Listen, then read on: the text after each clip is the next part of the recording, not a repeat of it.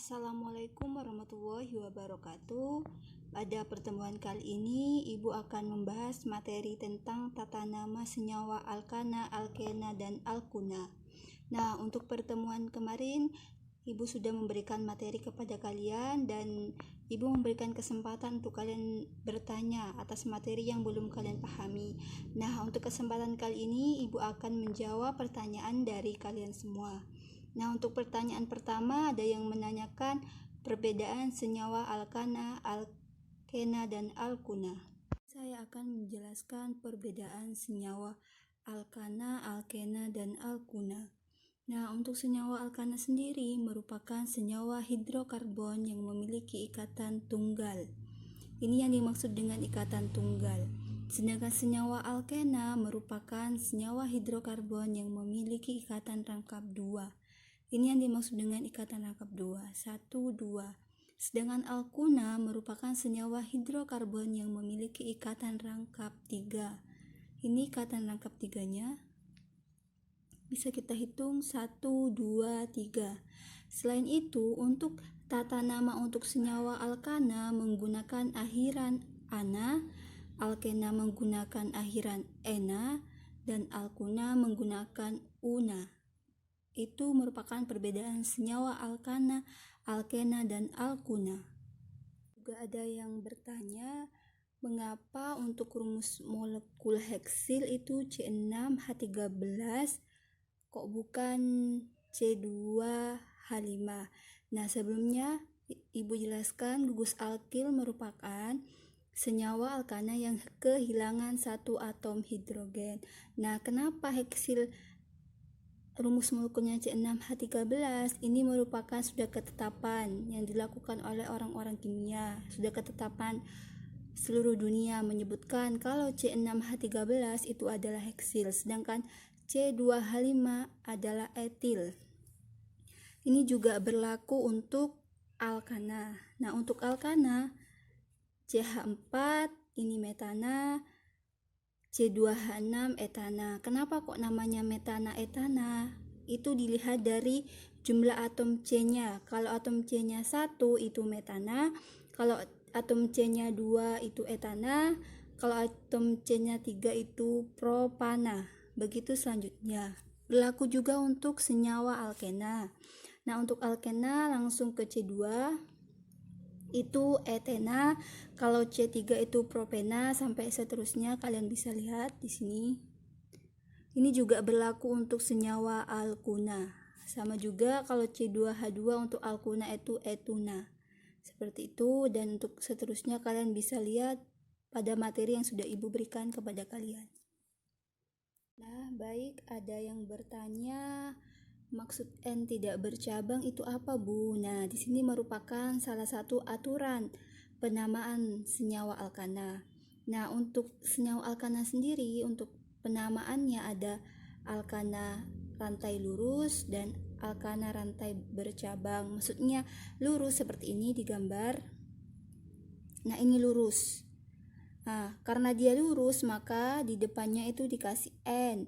Kita lihat jumlah atom C-nya berapa? Ada 3. Jadinya dia termasuk di propana. Ini dia propana. Jadi namanya itu N-propana. Begitu juga yang ini C-nya 5 berarti N-pentana, menunjukkan bahwa dia itu tidak bercabang. Nama untuk alkana rantai bercabang, aturan yang pertama itu nama alkana dipilih dari rantai C terpanjang atau rantai utama, rantai induk. Nah, yang disebut dengan rantai induk yang ini kan rantai terpanjangnya. Nah, ini ada 1, 2, 3, 4, 5, 6, 7. Nah, ini dipilih dari yang terpanjang, ini yang disebut dengan rantai induk. Nah, setelah itu atom C yang terletak di luar rantai utama merupakan cabang atau gugus alkil. Ini yang disebut dengan gugus alkil. Ini metil, ini etil, ini metil. Yang nomor 3, penomoran atom C pada rantai utama dimulai dari ujung yang terdekat. Nah, yang terdekat dari sini berarti penomorannya 1, 2, 3. Berarti di sini nomor 2, metilnya di sini nomor 4, etilnya nomor 3. Nah, kalau dimulai dari belakang penomorannya ini salah karena jauh dari cabang seperti itu. Jadi dipilih dari yang cabangnya terdekat. Namanya yang pentana. Pentana ini berasal dari rantai induknya karena rantai induknya terpanjangnya itu ada C-nya ada 7 sehingga namanya pentana dan dia alkana. Nah, untuk 3 etil ini menunjukkan cabang atau gugus alkil ini. 3 menunjukkan bahwa cabangnya ada di nomor 3, cabang etilnya ini. Dan 2,4 menunjukkan bahwa ada cabang lagi di nomor 2 dan di nomor 4, cabangnya metil. Karena di sini ada 2 metil, maka ditambahi dengan dimetil. Jadi namanya adalah 3 etil 2,4 dimetil pentana. Nah, untuk selanjutnya itu tata nama senyawa alkena. Nah, untuk alkena sendiri itu sama dengan alkana, hanya saja akhirannya yaitu beda. Alkena kalau alkana itu akhirannya ana. Ini salah satu contohnya. Ini rantai ini yang tidak bercabang. Kenapa ada 1 pentena? Tanda 1 ini menunjukkan ikatan tangkapnya itu ada di nomor 1, seperti itu. Kalau seumpama ikatan tangkapnya ada di nomor 2, berarti dia itu namanya 2 pentena, seperti itu. Nah, ini untuk yang ada cabang sama seperti tadi yang alkana, sedangkan kalau yang ini alkena. Kita lihat rantai utamanya itu ada 6 yang panjang itu jadinya kita namanya heksena, seperti itu. Kita lihat nama strukturnya 4 etil 5,6 dimetil 2 heksana. 4 etil menunjukkan bahwa ada cabang gugus etil di nomor 4, dan 5,5 dimetil menunjukkan ada cabang 2 metil di C nomor 5, seperti itu. Nah, 2 heksena ini menunjukkan bahwa rangkap 2-nya ada di nomor C nomor 2. Nah, kenapa tata namanya dari ujung sini? Karena ikatan rangkapnya yang paling terdekat ada di ujung sini, di nomor 2. Kalau kita mulai dari sini, maka ikatan rangkapnya itu terlalu jauh, seperti itu. Tata nama yang untuk alkuna itu sama dengan alkena, hanya saja kalau alkena itu berakhiran ena, kalau alkuna itu berakhiran una.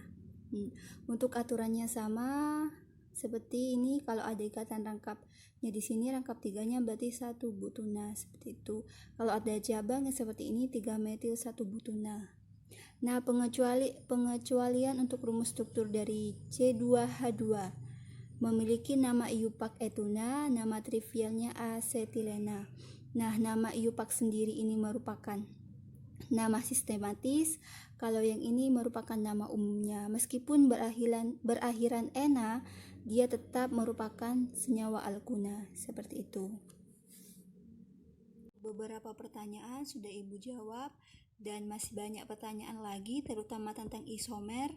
Nah, untuk isomer Ibu akan jelaskan untuk pertemuan berikutnya. Terima kasih. Wassalamualaikum warahmatullahi wabarakatuh.